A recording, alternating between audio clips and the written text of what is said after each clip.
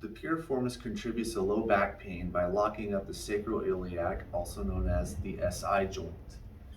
That's because the piriformis starts on the back of the sacrum and then it wraps out and around onto the hip bone under the greater trochanter. When this muscle tightens up, it can lock up the SI joint, which will cease movement in the area, and it can also place pressure along the sciatic nerve, which leaves out underneath the piriformis muscle.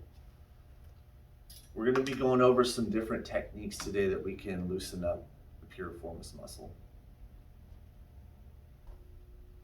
To find the piriformis muscle, what you're going to do is you're going to squeeze the glutes together. Those divots that show up on the side are where the piriformis lie. So we're going to take advantage of this by placing a lacrosse ball into that divot. And then the next thing that we're going to do is we're going to roll out the piriformis muscle.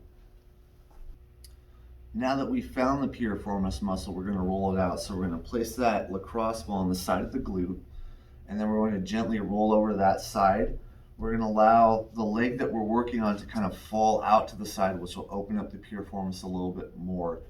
We can use our opposite foot and then our hands to allow pressure off the lacrosse ball or to allow pressure on the lacrosse ball. So we're using our hands and our foot to moderate the pressure. And we're going to hold this for anywhere from 30 to 60 seconds.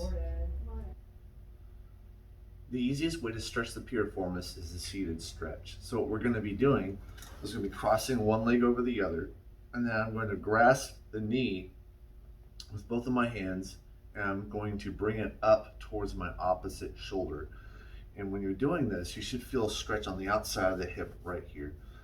As with all other stretches, we're going to hold it for 30 to 60 seconds. The final stretch we're going to perform is more of an advanced stretch. It's also known as pigeon pose in yoga. So what I'm going to do is I'm going to have my right foot in front, and I'm going to take my left foot and I'm going to stretch it out long behind me. And then what I'm going to do is I'm going to have both hands on the side and I'm going to slowly ease into the stretch. So I'm just trying to relax my right buttocks onto the floor.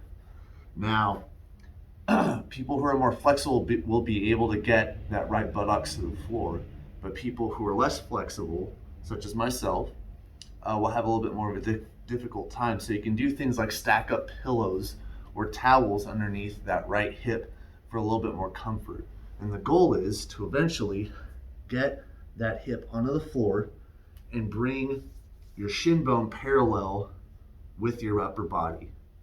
And we can hold this stretch anywhere for 30 to 60 seconds.